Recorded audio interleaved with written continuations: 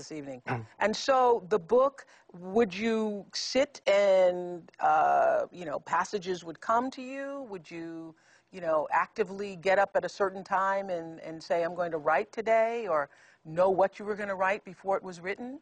No, not knowing it beforehand, but every day there was the space for writing. Every morning and until 2 in the afternoon or so, the space was set aside for writing. That was the writing space. And there were days when the flow was not very strong, so maybe only a few lines got written, or even none at all. Nevertheless, I always honored that space of I'm ready for the writing to happen. I'm not saying that the writing happened automatically. My mind was involved. It wasn't a channeled book as such. It was inspired, but not channeled. So it involved my thinking processes too.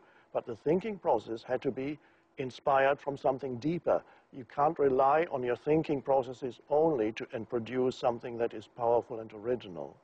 So already you've shared with us that in order to awaken to your life's purpose, one of the key things we must do is not try to tell life what our purpose is, not go around even, I don't know, trying to define for ourselves, because a lot of people say many times, I've done, you know, seminars across the country, and they'll say, I don't know what my purpose is. You're saying you must ask life, what purpose does it have for you? Yes. Yeah. Yes, and the answer may not immediately come. A very important part of asking life so that you can be ready to receive the answer is to practice inviting moments of stillness into your life so that you're not continuously absorbed in the incessant mental noise that we call thinking, most of which is unnecessary and repetitive. So to find spaces of stillness is vital if you want to get to the place where the answers are, potentially. So for quite a few years when I lived in England and did spiritual teaching on a small scale, sometimes I would say, okay, they could do much more. There's much more that I could do, I said to life. I'm ready. But life just waited and waited, and the answer didn't come for several years until that morning when it said, move. Move. Move. Yeah. Move to Vancouver. Yes, and why did I have to move to write it there? I didn't realize that.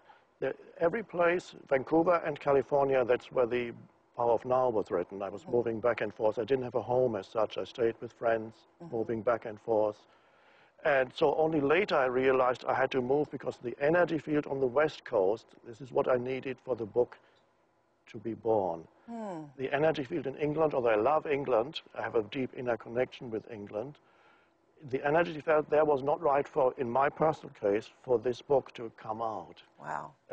So I only realized that after I had to go back to England, and then I stayed in a community because I didn't have a home of my own anymore, and I wanted to continue writing, but I couldn't do very much there because I thought, why can't I continue? The stream stopped. I could only do editing and correction. That was necessary too.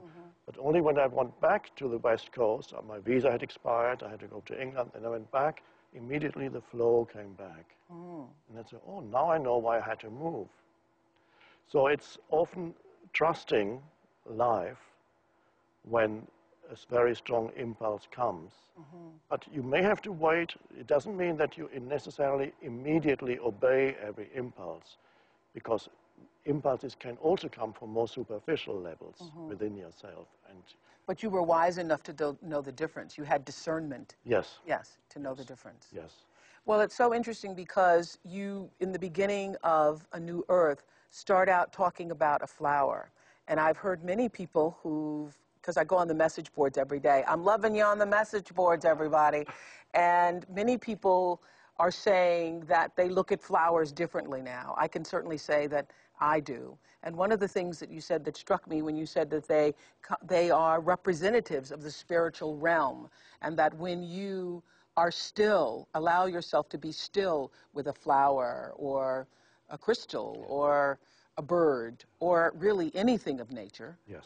But you used a flower specifically because? Because a flower is, nature on the whole is a beautiful access point into inner stillness if you can be there fully present. But a flower is even everything. Say messengers from another realm. Yes, like messengers. A flower is very much more fragile than a plant. It is more fleeting, ethereal, I think is the word, more ethereal. So it has less density to it than most other things. It is and because of that lack of density, it's almost as if spirit could flow through it more freely.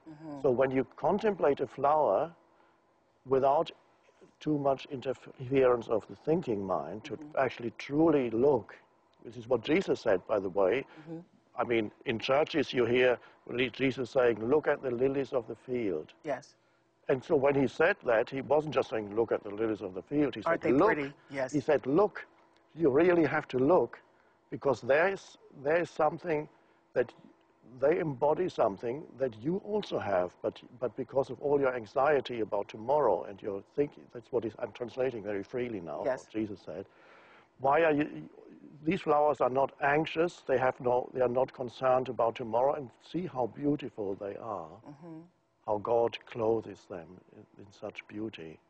And you can live like that also. So he used this natural realm and flowers to get people in touch with the dimension of depth within them. Well, what's very interesting to me about all of this is that when I read that the first time, I thought it was, a beautiful passage. And then I read it a second time and awakened a little bit more and started to look at nature differently.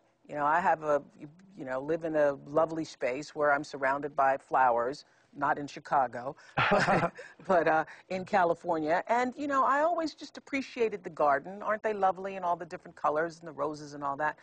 And then I decided to move into the garden without naming it. What if I were like a babe?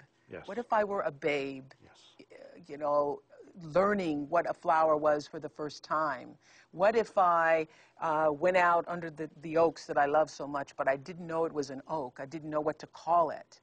And I shared this in one of our after shows, that for the first time, and I've loved trees all of my life, and the sense of power and stillness they represent, but by not naming those things in nature, that I felt a magical presence. I felt a sense of majesty and power and strength and connection that I'd never felt before. Yes. Because I didn't give it a name. Yes, that's the key. Yes, I didn't give it a name or have a reference for everything that a tree has meant in my life. That's right. Isn't it? That's right. So being present with the perception. And this theme is perhaps the main theme running through the whole book, is that state where the compulsive naming of things, and you start with nature because that's easier to let go of the naming.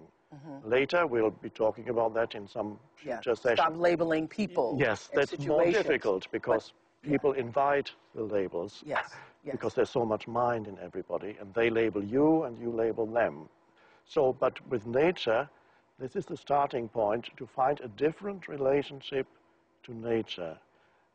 It doesn't mean that you need to forget what you have learned about trees or about flowers. When it's necessary, you can get that knowledge and you use it. Right. But not to be totally in the grip of what you have learned, of mental labels, of interpreting mentally, but being able to perceive, one could call it, perceive the flower, see it, through a background of just stillness. Just stillness. Which is really consciousness. Yes. Well, I will tell you, it's an amazing, for all of those of you who've tried this, and I know some of you have because you've emailed us and said so, but when you start to walk through a park or walk in your backyard or begin to, and you're right, it's easier with nature than with people, and pretend that you don't know or just let yourself be in the space without labeling the things, it's just, everything's vibrating and it's like, scintillating. Yes. And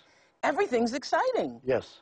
And that's, everything's exciting. Yes. And a walk through the park becomes exciting, and it's the same path you've always taken. Yes. And before, when you were involved in your mind, yes, perhaps you didn't even see it. Never saw it. I see. Yeah.